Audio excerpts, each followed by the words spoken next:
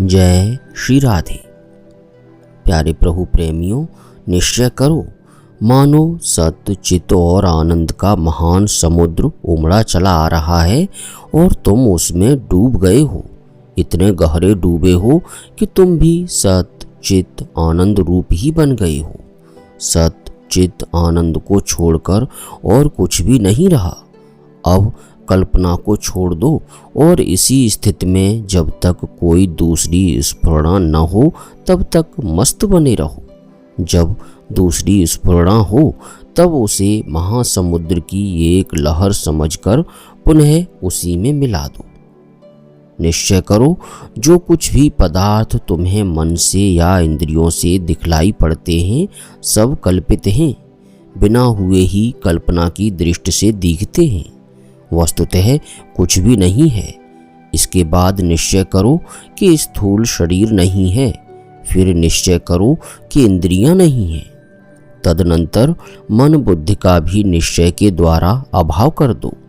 जब इतना हो जाए तब इस निश्चय करने वाली वृत्ति को भी छोड़ दो। जिस चित्त वृत्ति की सहायता से सबका अभाव किया, उस चित्त वृत्ति का भी अभाव कर दो। परंतु याद रखो, जब तक किसी भी वृत्ति का त्याग किया जाता है तब तक कोई न कोई वृत्ति रहती ही है। यह शेष रही हुई वृत्ति भी जब अपने आप शांत हो जाए तब वह वास्तविक सबके त्याग की स्थिति होती है। यही परमात्मा का स्वरूप है।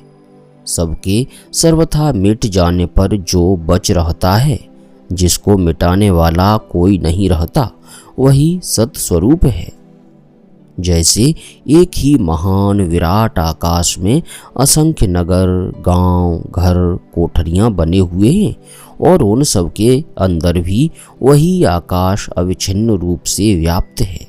इसी प्रकार एक ही परमात्म सत्ता में अनंत कोटि ब्रह्मांड वसे हुए हैं और सब ब्रह्मांडों में वही एक परमात्म सत्ता व्याप्त है।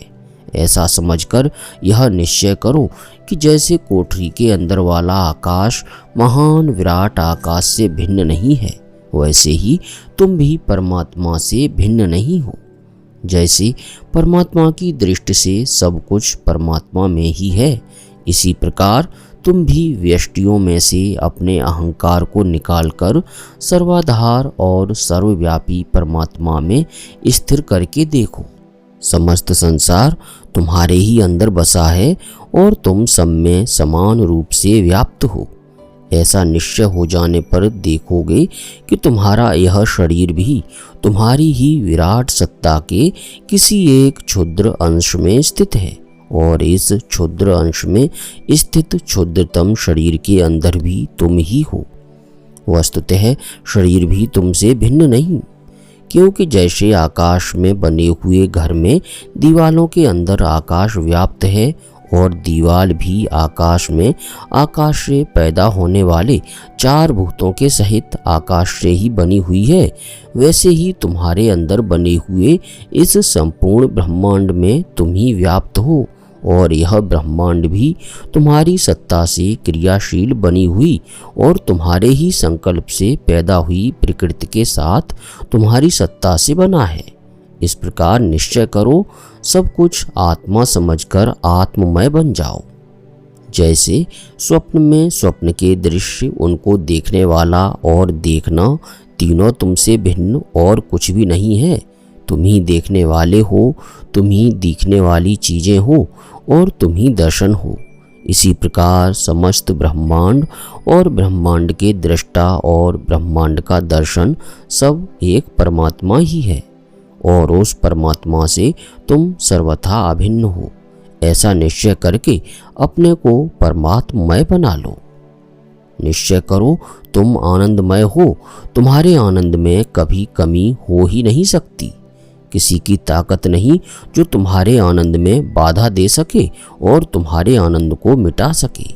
निश्चय करो, तुम्हारी अखंड सत्ता है। किसी की शक्ति नहीं जो तुम्हारी सत्ता को हिला सके। मौत तुम्हें मार नहीं सकती, क्योंकि मौत भी तुम्हारी ही सत्ता से सत्तावान है। तुम्हारी सत्ता अखंड, अनंत है, अमर है, सनातन है। देह के नाश से तुम्हारा कभी नाश नहीं होता। निश्चय करो तुम चेतन हो, नित्य चेतन हो। तुम्हारी चेतनता में कोई विघ्न उपस्थित नहीं कर सकता। तुम्हारी ही चेतना से सब में चेतना है। तुम्हारी यह चेतना अखंड और असीम है। निश्चय करो तुम स्वतंत्र हो। माया का कोई भी कार्य तुम्हें बांध नहीं सकता।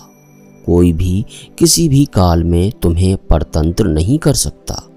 जेल की काली कोठरी में भी तुम सदा स्वतंत्र हो। कोई भी दीवार तुम्हारी स्वतंत्रता में, तुम्हारी मुक्ति में बाधा नहीं डाल सकती। निश्चय करो तुम स्वामी हो।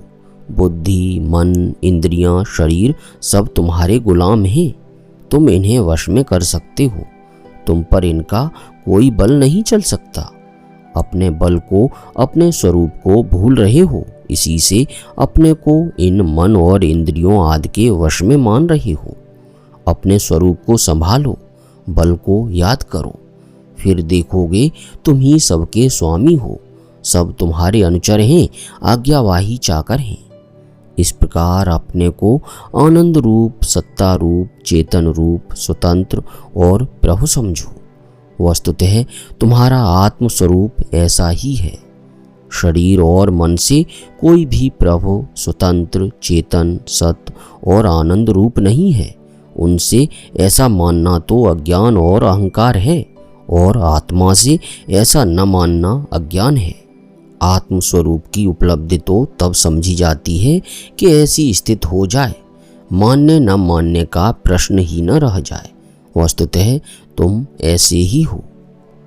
अब सच्चे हृदय से प्रिया प्रियतम का स्मरण करते हुए भावपूर्ण वाणी से बोलिए, राधे कृष्ण कृष्ण कृष्ण राधे राधे, राधे श्याम श्याम श्याम राधे राधे।